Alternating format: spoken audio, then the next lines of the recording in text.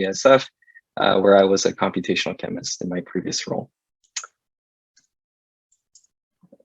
Okay, guess I'll have to use my mouse. Okay, oops. What is going on? Okay, so I wanted to start this talk with just addressing one of the big challenges I believe is for material scientists today, which is to try to be able to synthesize polymers for a wide variety of compositions, topologies, as well as functionality. And one of the grandstanding challenges, I believe, is being able to tune these polymers based on these types of characteristics for any type of design application at hand. Although today, what I will be presenting is primarily just focusing on a single topology, perhaps the most popular topology, which is the linear copolymers. And specifically, I'll be discussing ways in which we'd like to be able to design linear and random copolymers for any type of product application. Don't know why my computer is doing this. Okay, so when it comes to industrial applications, I just wanted to give scope some brief description about how a material scientist would go about synthesizing polymers in the lab. In general, they'd start off with something like 4 different monomers, or perhaps a selection of monomers. I've just labeled them as A, B, C, and D for simplicity. And by no means do they actually use these types of chemistries. Those are there just for example.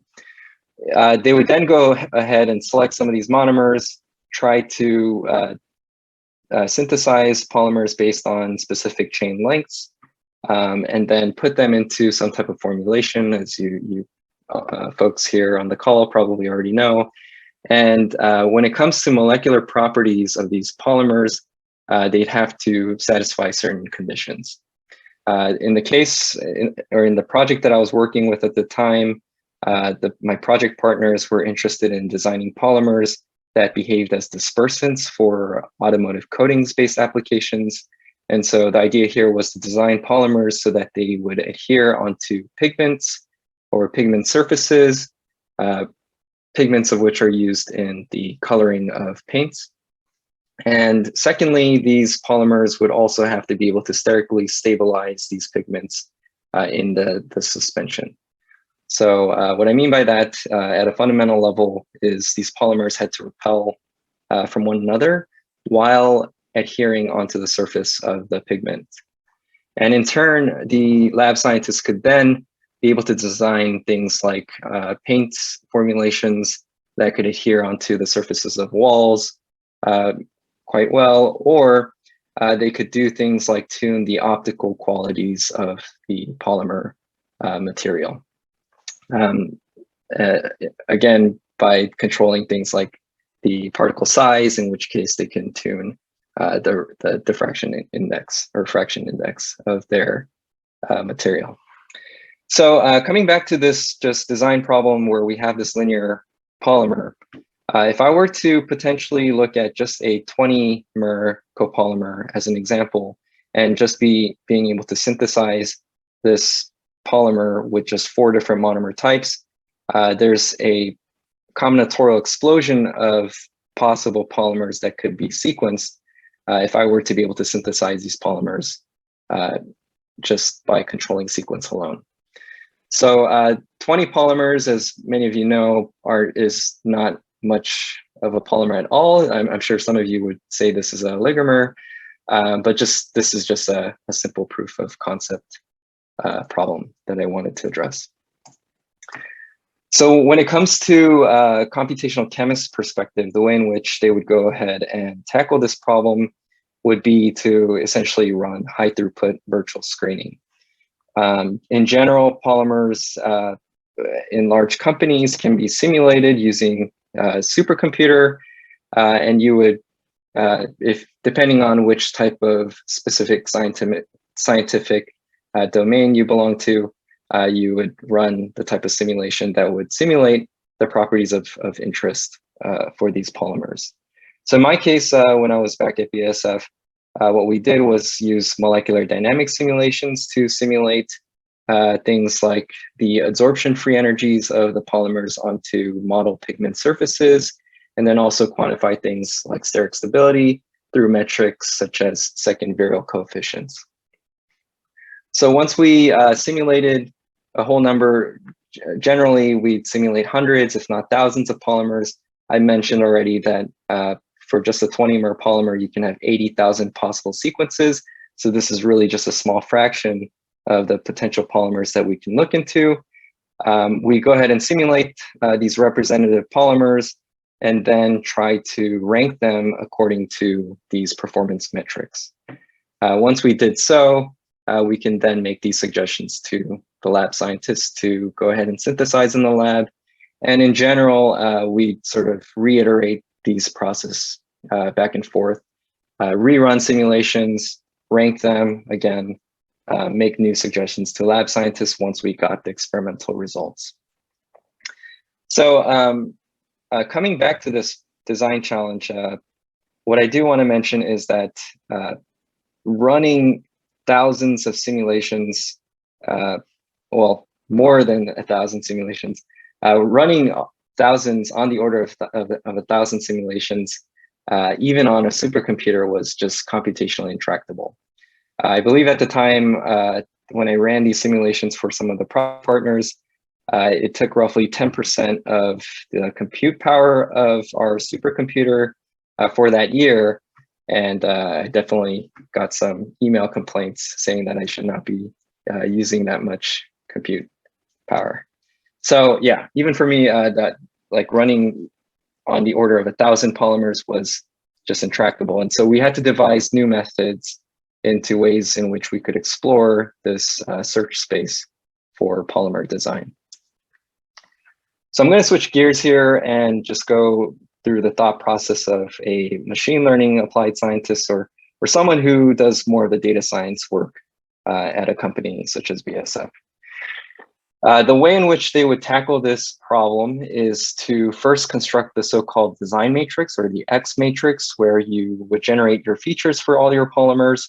Every row for your polymer candidate would represent a unique polymer sequence, and every column would be each of the features of your polymer. So things such as characteristics of polymers that you would use to synthesize the polymer, for instance, monomer type, stoichiometric ratios, the concentration of the monomers, the chain length, as well as characteristics of their sequences.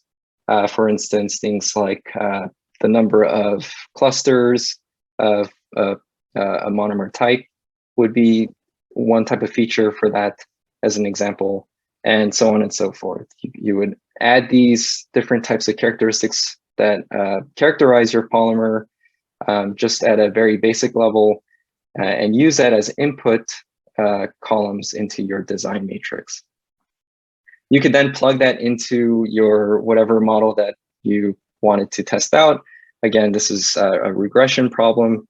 And then you would actually go about training your model based on your target variables of interest. So in our case, we were interested in these absorption free energies, the second virial coefficient, and thirdly, the radius of gyration of the polymers. So these are sort of proxies into what we believed were molecular thermodynamic driving forces for the application products of interest. Of course, we'd love to just be able to simulate the direct application property, but that was not doable with the models that we had at hand. So in general, it's nice to be able to train machine learning models once you construct your covariate matrix or design matrix, and you have your response matrix as well. You'd want at least a few number, maybe like on the order of 100 points, to at least first train your model.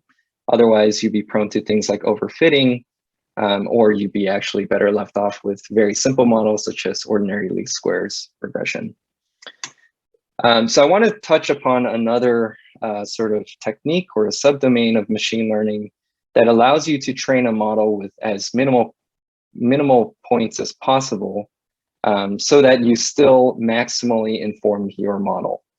And one of the popular ways in which one could go about doing this is by using a so-called Gaussian process regression model and using the technique known as active learning.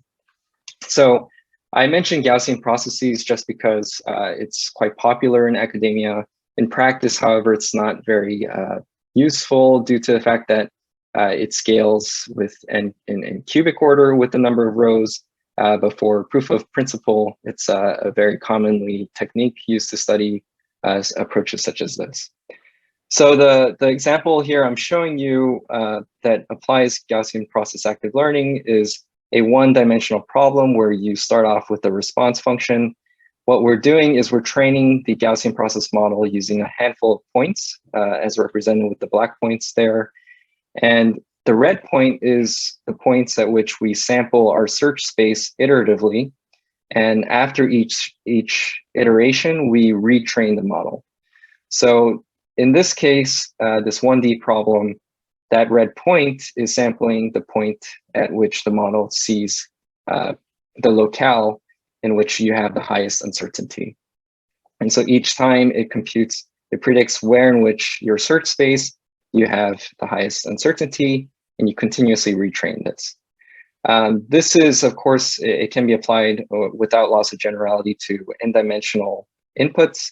But when it comes to multiple targets, it starts to become you start to question how well can you sample different points in space, because you might have competing regions of search space that might have high uncertainty for one objective, whereas you might have low uncertainty in that same space for another objective. And so another technique I want to discuss, not so much machine learning based, which is just simple Pareto optimization. So I'm sure many of you have heard of this already. When it comes to materials design problems, Pareto optimization is quite common, or even real world applications, this type of optimization approach is quite popular due to the fact that it recovers the so-called trade-off between your multiple objectives. So what I mean by that is most real world problems don't necessarily have a single overall global solution to their optimization problem. In general, when you try to optimize for one objective, you might end up minimizing for another and vice versa. And so the idea here is to recover the maximal possible for one objective while trading off for another. And so when you do that, you end up with this so-called Pareto frontier. If I have a laser pointer, I know I'm going to need this later. So the red points here is the set of optimal solutions. So Pareto optimal generally has a solution, a set for its solution. This is called the Pareto frontier or the Pareto front. And the red points are the so-called optimal points, whereas the blue points here are your non-optimal. What I want to mention is that this algorithm is purely a classification algorithm. So it scales well for n-dimensional objective problems, and it's very easy to compute. There is no type of vanishing gradient types of problems. We're not computing gradients, so this is gradient free, and it's just a simple classification. Generally, it's done in a pairwise form. Why this is of interest to chemicals companies? For most chemicals companies, what they tend to do is use the same types of chemistries and use them to construct multiple types of products. So for example, when I go back to this coatings applications that I was mentioning earlier in the talk, we might have one product type that might be, say, good for automotive coatings, where it might be quite good in one objective, but bad in the other, where it's less important. But say for coatings that are used in construction materials, such as laminate flooring, perhaps that the second objective is more important, and we'd like to know how to optimize for that second objective. So you can see from a industrial perspective, this is very important due to the fact that you can maximize revenue by recovering this type of trade-off curve. So I wanted to now discuss the algorithm in which leverages both Pareto optimization and active learning. When I discussed this active learning algorithm, I mentioned how difficult it may be to sample search space when you have two different objectives, let alone two objectives that are competing with one another. So just going with this 2D example, what I'm showing you here are predictive means and predictive uncertainties in the shaded regions. And these dark borders here represent the points that were initially used as training. So the way in which one would go about implementing or using this algorithm is they would first try to see whether or not they can recover any sort of Pareto front from their search space using their sort of small initially trained machine learning model. For the points that don't have overlapping uncertainties with any neighboring points in this property space, we can then classify those points as Pareto optimal directly. So some of the points that were used in training for this very simple example turned out to be the Pareto optimal due to the fact that there are no uncertainties that overlap. However, for these two particular points, you can see that there are uncertainties. And for those points, we'd want to focus our attention to, because then we can more efficiently recover this Pareto frontier. And so Pareto active learning essentially allows you to sample those points that are sort of ambiguous and allow you to distinguish this Pareto frontier more efficiently while maintaining a certain level of confidence in your prediction of this front. So this is the basic idea. Instead of just sampling points with highest uncertainties, you end up sampling these the region at which you would predict to be close to the Pareto front. And you do this again in an iterative manner, as I've shown earlier in the sort of video of Gaussian process active learning. So I just want to say that we tested this result as sort of a proof of concept on our dispersant application problem. And in this case, what I'm showing you are all of our polymers that we studied. We ended up simulating properties for 3,200 different polymers. We looked at the radius of gyration, this absorption free energy, and this dimer repulsion free energy to quantify some of these properties of interest for dispersant-based applications. What I'm showing in this figure is all polymers in property space, represented by all the gray points. If you look closely, you can see each of these points represent an individual polymer. The points in magenta are the points that we sampled in the algorithm after initially training a simple model, a simple machine learning model. And again, these are iteratively sampled. So every time we sample a new point in magenta, we then retrain our model. The points in stars are the points that ended up being classified as what we call epsilon Pareto optimal. So this epsilon is just a buffer for how accurate we are with our classification. And the points outlined here are just two-dimensional projections. So here, along with the points outlined in red and in blue, those correspond to all of the same points. Again, these are two-dimensional projections on the 2D planes. And we're just showing for clarity how our classified optimal compares to the true optimal.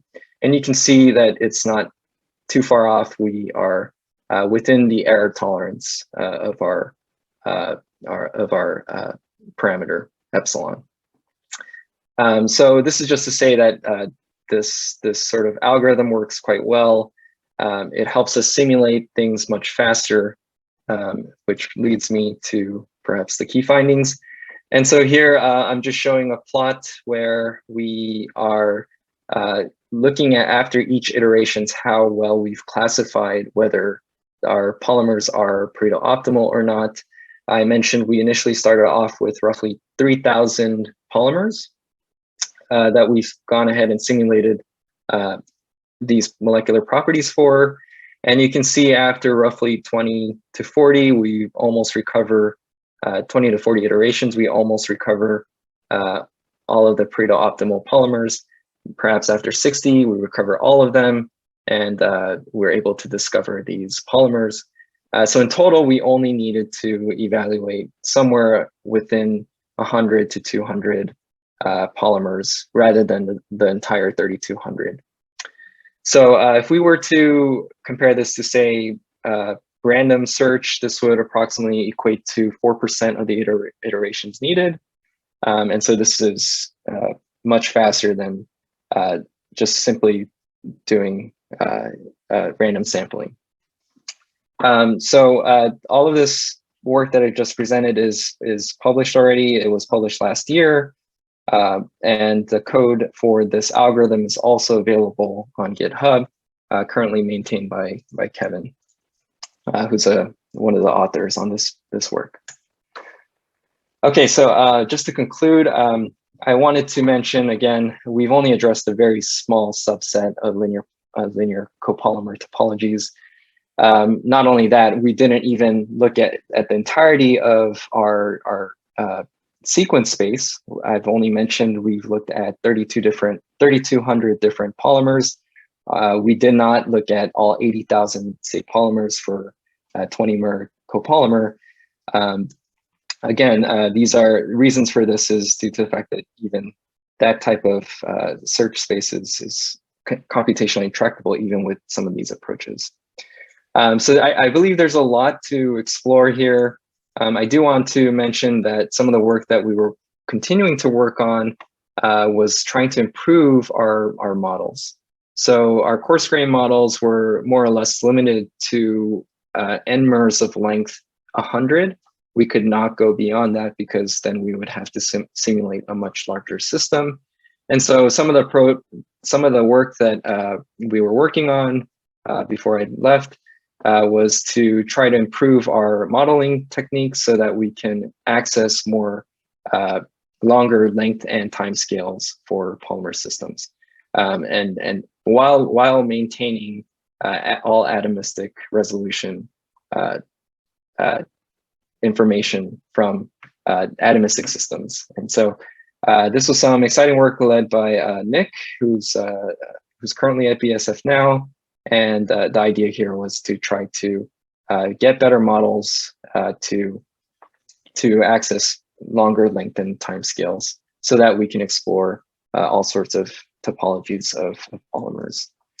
I think there's also quite a lot to do in terms of the machine learning side of things where we can, rather than featurizing polymers based on sort of higher level properties, we can actually try to featurize them in more of a continuous way, more specifically using things like graph embeddings that can sort of construct these polymers based on their graph structure.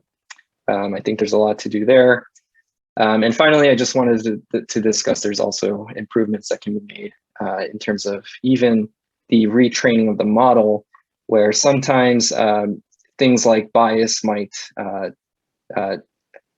end up influencing the model convergence times. And so how, for instance, how you initialize your training could really impact the final results of this type of algorithm. There's also one thing to note also is that we simulated all polymers in our study sort of as a proof of concept, and then simulated this sort of scenario as if we had gone ahead and performed active learning in a live manner. But in practice, it turns out this type of technique is really hard to do. And so there's all sorts of startups that just specialize in ML ops so that you can actually retrain your model without having issues later on. So I think there's also a lot of work to do in this area. So with that, I'd like to acknowledge my colleagues, Kevin, who's currently a PhD student at EPFL, an intern at the time, Gary Prasad, who was also an intern at the time, who's now at Henkel, a colleague at BSF, Shifeng, and Kevin's advisor, Berend at EPFL. And with that, I'm happy to answer any questions. Okay, thank you, Brian. There are a couple of questions coming up in the chat. Yep. I think the first one is from Floor. So she writes, very interesting work. Thank you very much for the presentation. In terms of the polymer adsorption, did you consider the possibility of chemisorption, or is it only physisorption that is relevant in these systems? Yeah, so to answer your question directly, yeah, it's all physisorption. Most molecular dynamics, unless you're using something like ReactFF, just tend to be physisorption when we run these free energy calculations. Okay, thank you. Next question is from Paola Carbona, and the question is, thank you, very nice and interesting talk. I did not understand how you reduced the number of polymers to model from the thousands to hundreds. Also, are these polymers solutions or melt? Good. Yeah, great question. I did forget to mention that the systems that we simulated are in solution. Not only that, the thermodynamic properties that we were simulating was essentially done in infinite dilution. So it's not melt. Yeah, we're making these very, very big assumptions there. When we reduce the number of polymers from thousands to hundreds, what I mean by that is when we initially started off with 3,200 different polymers that we can characterize, with the active learning algorithm, and I might actually answer the next question, we initialize,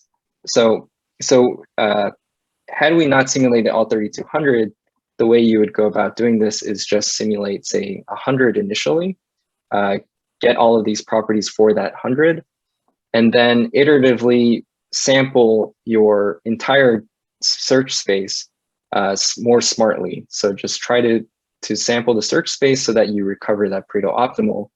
And what essentially this figure is showing is that only after 60 more points, so in total, say 160 points, you can evaluate these properties for all 3,200 polymers. I hope that made sense.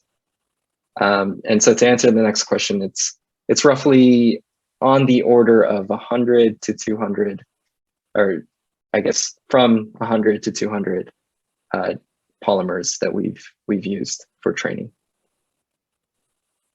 Okay, thank you. I don't see any more questions in the chat, and we're like 1 minute before time, so I think that's a good point to switch to the next one. Thank you very much, Brian. Yep, thank you all.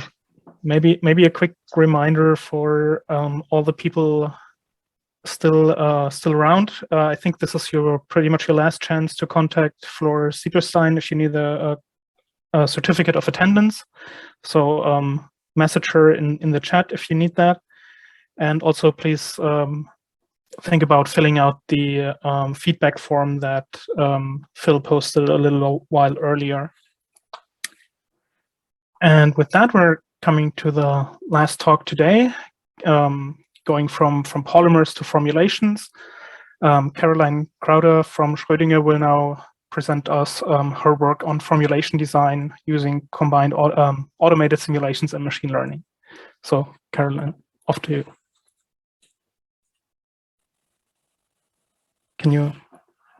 You're still muted? And okay. Yeah, I should be unmuted now, and I hope my slides are showing. Yes, perfect. Okay, perfect, fantastic, thanks. And there's nothing blocked at the top, right?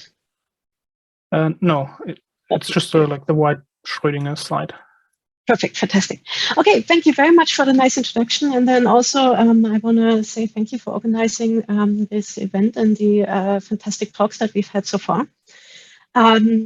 So today I'm going to talk about a application case study, at least mainly that is in the field of biosurfactant formulations, where we're trying to combine automated simulation workflows, molecular dynamics workflows, and machine learning approaches. But before jumping into that, I just very briefly like to introduce Schrödinger and also myself. So our company's mission is to transform in a way the way how new medicines and materials are discovered, and we try to do that through developing advanced computational methods.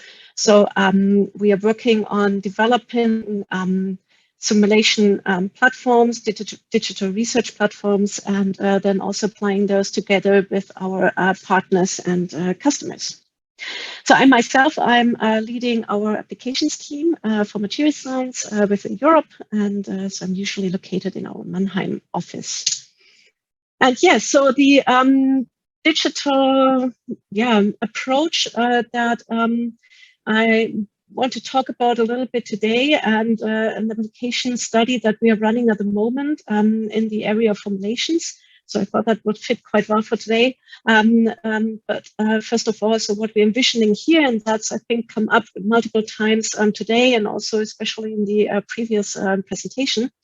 But a big topic in driving materials research is, of course, screening large chemical spaces, large material spaces, for optimal solutions. And one traditional way would be to create a structure library using high-throughput simulations, for potentially physics-based simulations, quantum mechanics, molecular dynamics, coarse grain, mesoscale, et cetera, up the length scales, and then to select top candidates for the synthesis and maybe reiterate in that loop.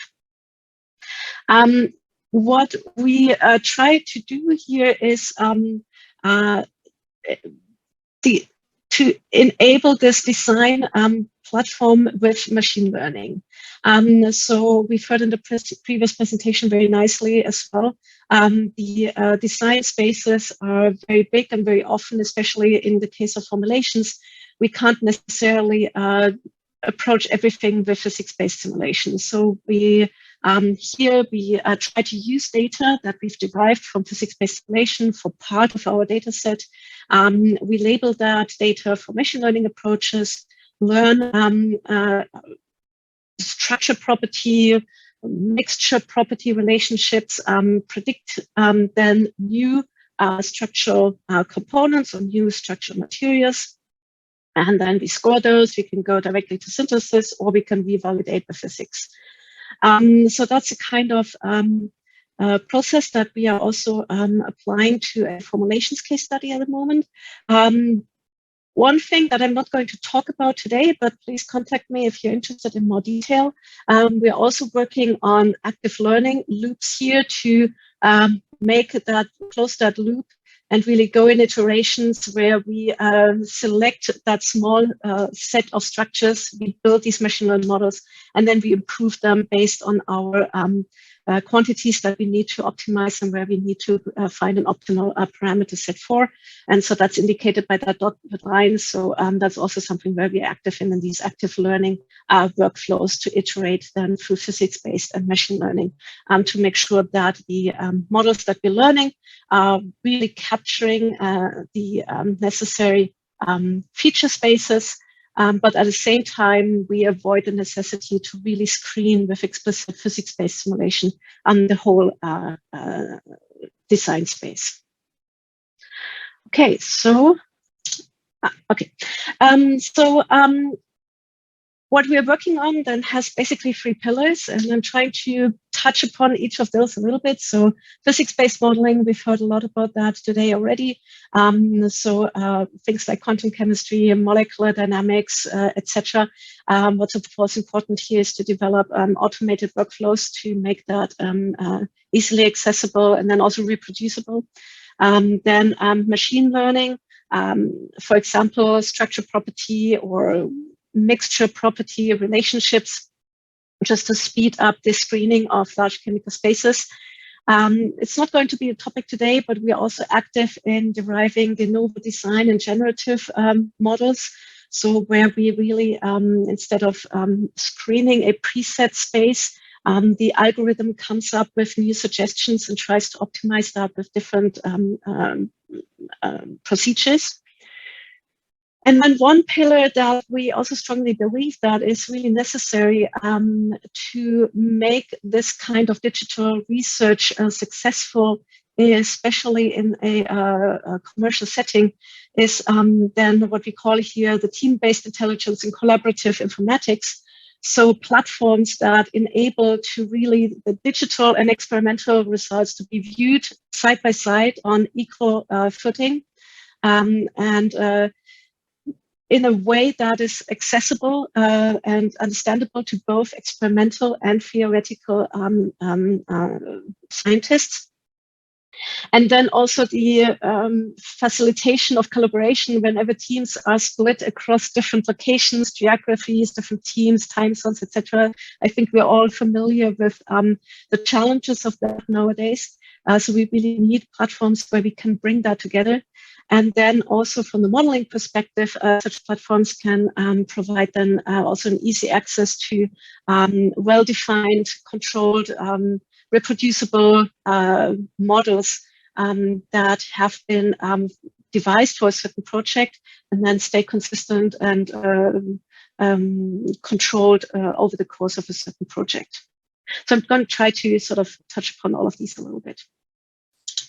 Okay, so high throughput screening, we have over the course of time done different kinds of studies. As an example, I'm bringing here one for polymers, just very briefly as a summary. So this was published about a year ago as well. So we did here a molecular dynamics large-scale, high-throughput mega run, where we screened the glass transition temperatures of a bit more than 300 polymers using an automated workflow that we pre-built that takes the different polymer chains or the monomers, built up polymer chains, puts them into simulation box. We have ways of growing the polymers in an entangled way with Monte Carlo-based approaches, relaxing that with molecular dynamics, and then running a cooling protocol to get the density versus temperature plots and extracting then with an automatic fit to that the glass transition temperature. For the study, we used our molecular dynamics engine, Desmond, which is running on GPUs, and our force field, the version that was up to date back then, that was the OPLS 3E. We are constantly expanding our atomistic force field to include wider and wider molecule and materials ranges. So here a plot of the results that we get for calculated versus experimental glass transition temperatures. We see a very good ranking, especially of the glass transition temperatures for these polymers.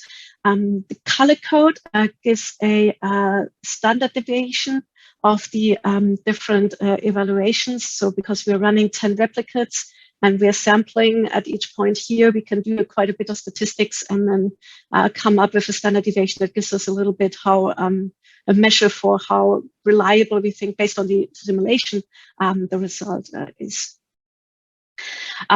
So with that, in this case, in case you're interested, so that was a compute time on a single GPU of about 10 years.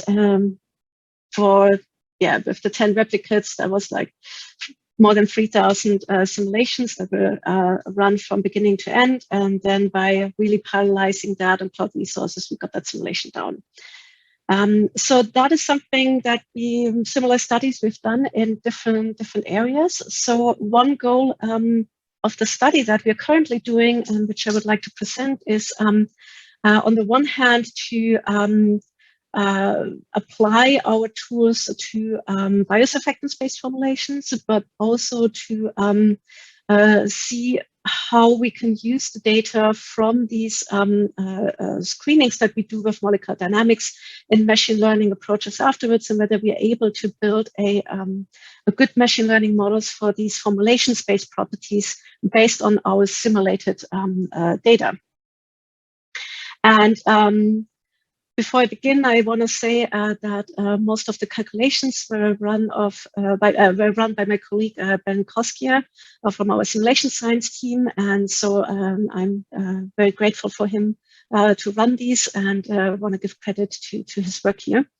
Yeah, so biosurfactants, of course, very active area of research as eco-friendly alternatives to formulation ingredients, wide range of application areas, mainly in detergents, soaps, etc. There's, of course, a high consumer appeal, renewable, biodegradable. They often even have a competitive performance in that they are milder, but still have a comparable performance to existing surfactants. And one bottleneck that has existed is the large-scale production, but it seems with recent biotechnological developments and also different directed methods, and that barrier seems to be at least lowered in recent times, making wider ranges of biosurfactants and also in larger scales available. So basically, some microorganisms need to ferment oils or sugars, and based on those, produce then the biosurfactants. There are different classes of biosurfactants. The one that we are focusing on in this study is rhamnolipids. There are also phosphorolipids, surfactants, and others. But here for the initial study, we are focusing here on rhamnolipids. And there are different design parameters that are available on the experimental side. The lipids can be modulated in tail length, they can be cyclic versus linear setups, there's concentration, mixture, parameters, co-surfactants, salt concentration, solution pH, temperature, etc., etc. So for this initial study, we decided to start with a defined chemical space and also a processing mixture space that is summarized here. A reference down here is a review of rhamnolipids that are accessible through known and accessible through biotechnological approaches. And we are focusing here in the design space on anything that is available and described in this paper, but the basic design space with these rhamnolipids, we have a rhamnose unit and a lipid unit, and then there's can be monorhamnose, where there's one rhamnose unit, or dirhamnolipids. We have two rhamnose units. And then similarly, we have either monolipids here on the left, or we have dilipids with two lipid units. The design space we went with at first to apply our workflows is varying on the one hand the concentrations, so starting with 5 weight percent and going up to 15 weight percent in our aqueous solution. The lipid tail length, so we are varying the length of these lipid tails here. And then one effect that is very strong on these formulation properties is typically the pH. So depending whether these are protonated or deprotonated at the acidic unit up here, we get very different properties. So that's another effect we wanted to include right in this initial study. So we are looking at three sort of model setups. One is low pH and fully protonated. Then we are looking at half protonated, so pH equals pKa. And then one fully deprotonated, resembling high pH conditions. The pH or the pKa for these types of systems is somewhere typically between 4 and 5. And from this design space, we chose every type of rhamnolipid that is being described as existing and accessible. So in total, that added up to about 150 total systems. Okay, so our simulation setup. We use here molecular dynamics workflows. We're especially interested into the aggregation behavior and the behavior of these surfactants in aqueous solutions. So with each of these rhamnolipids, we build the molecular structure, and then we place those into a simulation box. We always keep the number of biosurfactants per box constant, so we always have 100 of biosurfactant molecules per simulation box. We chose this because we are primarily interested in the trends in aggregation. To really see, even though the absolute sizes of the aggregates, of course, dependent on the amount of biosurfactant also available in the simulation box, what we especially want to see the trends between the different conditions and biosurfactants. So we kept the number in this case constant at 100, and then filled the simulation box up with water in order to achieve the targeted weight percent. These simulation boxes here, for example, for one of the dirhamno dilipids, and to have better visualization, the waters are hidden here, so we are only showing the rhamnolipid in the simulation box. And so we first run some equilibration protocols that we apply routinely, a series of some Brownian relaxation, molecular dynamics at low temperature, then going up to high temperature. We equilibrate at constant pressure, constant temperature. And from that equilibration, we sort of average the volume of the simulation box. And then we run a 100 nanosecond simulation at constant volume. And the trajectory that I'm showing here, I hope the video is coming through, that is showing those 100 nanoseconds production run for the molecular dynamics. So I think I need to switch the laser pointer off, yes, to go to different stages here. So in the beginning, we still have smaller aggregates here, and they get a little bit bigger over the simulation time.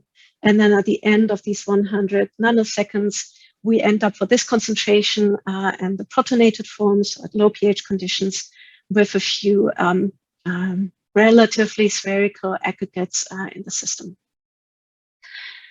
So we're going to stay with this lipid for the moment and increase the weight percentage. So this is an example for 15 weight percent. So if we run this, again, the 100 nanosecond production run to look at the aggregation behavior. So here we see that over the course of these 100 nanoseconds, we have here a more complex aggregate forming. It's sort of a worm-like aggregate at this higher weight percent, still at low pH conditions, so fully protonated. And then at the end of our simulation, we sort of have that worm-like aggregate forming in a quite stable way. Again, because we're keeping the number of biosurfactants constant within the simulation box, the total size and the total shape might sometimes change when we sort of include larger systems. But what we're really interested in is the trends, for example, when going from these low pH conditions to high pH conditions, what does that do with the relative trend? So what does that do with our aggregates? And then if you look at this, oops, let's see. Why can't I play this video? Okay, there it's coming through. So here in this case, at high pH, where we have the deprotonated form, the sodium as counter ion, we have electrostatic repulsion between the head groups. And thus, we have then, and that's also seen experimentally, when deprotonating, usually that increases the disorder in these systems, and then basically leads to the breaking up of larger structures that have been formed in solution, and leading to more micellar structures instead of these larger, more complex aggregates at low pH. So that's basically, from a qualitative point of view, structural, what we would also expect from experiment for such a series of simulation. So that's already great. And so the next step is then to think about, okay, what kind of observables from experiments, so how can we bridge here between simulation and experiment? What would make sense to look at in our machine learning model to see whether that we can get useful models out of such molecular dynamics runs. So I have here different experimental observables like critical Neisser concentration, forming behavior, viscosity, morphology, etc., etc. They correlate with different types of properties that can be derived from modeling. So for example, for critical Neisser concentration, forming behavior, the surface tension is a property that can be accessed in simulation and is correlating with them. So surface tension was the next thing we looked at. So we introduced a vacuum space in the simulation box to create an interface between our mixture and vacuum. equilibrated that again with 50 nanoseconds, and then extracted the surface tension based on the pressure tensor. Here we show some results for this rhamnol dilipid here. So in all the cases, we usually get a aggregation and interface, and then also some of the biosurfactants staying in solution. What we can see here is also with protonated mixed to deprotonated, we see here some trends where with the protonated, we would expect here lower critical Miser concentrations because we have easy aggregation. So for that concentration range, we already have a plateau of the surface tension, while for the deprotonated in green, where we expect a higher critical Miser concentration, here we still see a drop of the surface tension with the weight percent surfactant. So from the trends and the qualitative trends that we want to extract here, so that corresponds to what we would expect for such systems. So that is one thing that we extracted. Then viscosity, we used here our workflow that we've implemented for extracting shear viscosity based on the green Kubo integral. So we are integrating the pressure tensor autocorrelation function. For this case here, to obtain the shear viscosity, the plot here on the top left corner is showing the viscosity trend with the weight percent biosurfactant. This is averaging actually over all the systems and all the conditions at 5 weight percents, all pHs, all dirhamnolipids, and 10 replicates each. And sort of the bars here, they give an indication of the spread of values, but we still, even when averaging of these systems, we see we have a strong trend with the weight percent. Then when we zoom in at 15 weight percent, we can look at trends for the pH, and we can then zoom in again. So if we zoom in at high pH, so we zoom in into that data point, then we get sort of the different rhamnolipids at that pH value. So we can analyze that. So that is an analysis we looked into. We didn't look into cloud point itself, but what is important for the cloud point is, of course, the size of the different aggregates in the solution. So we are analyzing those. And what we get is a wide range of different system or of different aggregate sizes, depending on the conditions, the size of the systems, etc. So that is also the radius of gyration is one parameter that we transported further into our machine learning approach. And then the morphology, that's of course also important. Is it more spherical, micelles, or more worm-like aggregates? So here we look at the eccentricity. So how different is it from a spherical shape, or also the ratio of the longest versus the shortest axis. So here we have, for example, a very long axis in one direction and in the other direction, a short one. So that would give us a big ratio here. So we took our molecular dynamics-based screening that we obtained so far for these 150 systems and conditions. We featureize our biosurfactants using molecular descriptors from RDKit and Morgan fingerprints. So in total, it's about 1,000 features. And then we apply here different regression models. We didn't list all of them here, but it's a larger set of different regression models. And then we look at different formulation properties.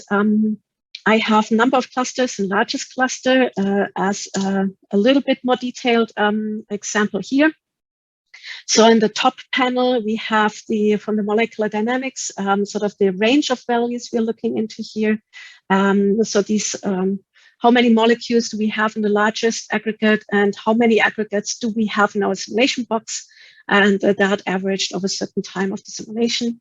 And then we take these values, we take our design space here, or feature space, and then we come to different models. So depending on the property, different models perform better than others.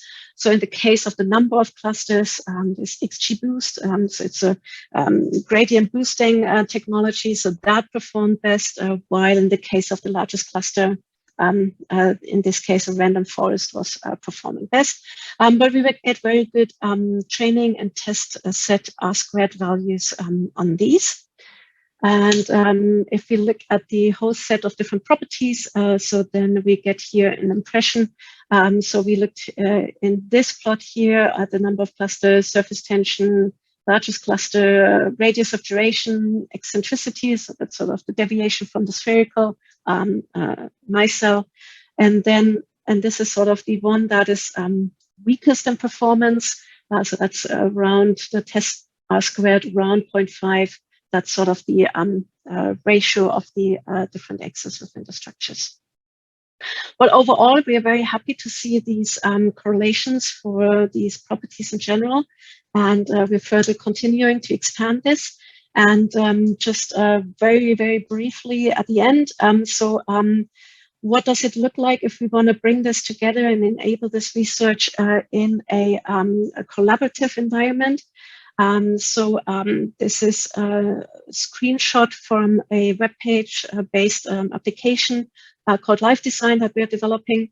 And what we have in this case is here the data set that's been uploaded by Ben in this case here. We're showing the structures, names, etc., different properties. And then we could have here different preset simulation workflows or upload the data. And so we have here, for example, simulated viscosity, predicted surface tension. This would be a machine learned model that has been uploaded here. So whenever drawing a new structure, making modifications, that we can then, on the one hand, keep track of it, make it available to our different teams working in different locations. Ben is located on the West Coast in the US. And then also have different workflows and machine learned models for such projects in one place to apply them. So that is sort of closing the circle of the different pillars for applying such projects and handling then the data also that come up in these projects. And with that, I'm at the end of my presentation, and I want to thank you for the attention. And are there any questions? Yeah, thank you. There are already a couple of questions in the chat. So let's start with Joanne Cook. She asks how long these simulations take, and she's talking about the rhamnolipid micellation simulations there to get 100 nanoseconds, and where they run on CPUs or GPUs.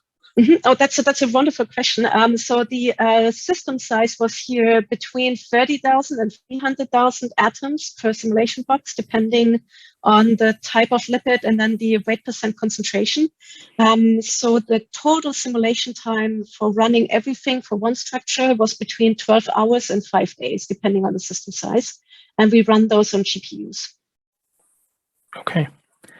The next question is from Alessandro Patti, and the question is, the values of shear viscosity at different pH seem to be within the error bar and difficult to distinguish. Possibly this uncertainty is due to the noise associated to the use of Green-Kubo equations. Have you considered to calculate the shear viscosity with out-of-equilibrium MD simulations? Yes, that is something that we are definitely considering. And so they are still averaged also over different rhamnolipids. So the pH dependence was not for one rhamnolipid. So that also creates an additional noise in that specific graph. But that point is very valid, and that is something we are exploring. And regarding to the pH, there is also a question from Paola Carbona. Were these simulations actually run at constant pH simulation? So were these run as constant pH MD simulations? Okay. Yes. That's sorry, no, not constant pH, so constant protonation states. So we assume constant protonation states, and we say this is sort of like extremes of the pH, like low pH, high pH, and then exactly at a pH where we assume 50-50. But it's constant protonation state. Sorry, yes. Okay, and yeah, Paola also commented that out of equilibrium simulations might break the microstructure. So maybe something to look out for in the future. Exactly. So that is definitely something that additional effect that comes in when going to the non-equilibrium one. So we started with the equilibrium here, and but it's a very valid point that we're also exploring. Yeah, and this brings us then back to the other talks we had today about